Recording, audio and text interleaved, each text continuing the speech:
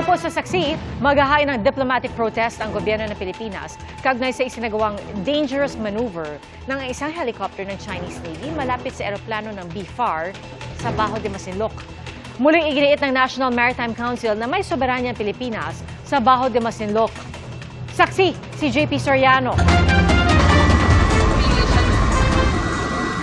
Pinuntutan at nilapitan ng helicopter na yan ng People's Liberation Army Navy ang eroplano ng Bureau of Fisheries and Aquatic Resources o BFAR sa ibabaw ng Bajo de Masinloc kaninang umaga. Kasama ng Philippine Coast Guard o PCG, nagsasagawa noon ang BFAR ng Maritime Domain Awareness Flight. Sabi ng PCG, umabot sa puntong 3 metro na lang ang layo ng helicopter ng China sa eroplano ng BFAR, na umano'y malinaw na paglabag sa International Aviation Regulations. Inilagay rin daw sa panganib ng chopper ang kaligtasan ng mga pasahero at piloto ng eroplano. Sabi naman ng China, iligal na pumasok sa kanilang airspace ang eroplano. Dati pang iginigiit ng China na kanila ang bahagi ng West Philippine Sea, kabilang ang Bajo de Masinloc at ang Ayungin Shoal, na napag-usapan naman sa isang panel discussion sa Munich Security Conference sa Germany.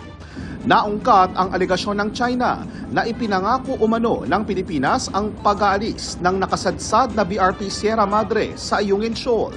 Sa harap ng mga ministro ng iba't ibang bansa, itinanggihan ni Foreign Affairs Secretary Enrique Manalo, sabay giit na may karapatan ng Pilipinas doon batay sa UNCLOS at 2016 Arbitral Award. There was never any promise to take off the ship. But what we should really take account of is, why is there such a huge presence of Chinese Coast Guard vessels around the Ayungin Shoal?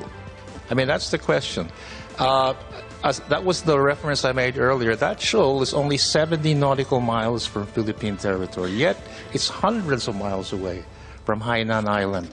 Itinama rin ni Manalo ang tanong ng moderator na di umano may mga bansang nagsasabing tila masyadong ipinagtutulakan ng Pilipinas ang issue ng West Philippine Sea sa China. There is some worry within ASEAN countries as well about whether the Philippines has been too forward-leaning, despite its rights, right?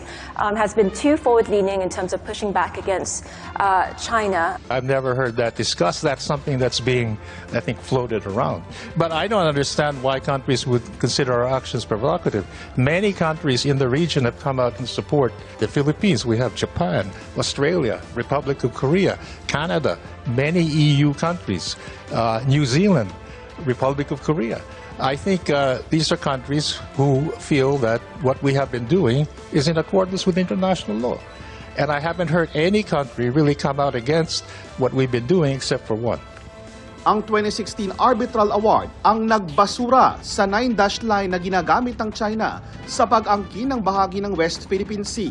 Wala pang tugon ng China sa mga nabanggit ni Manalo sa Munich.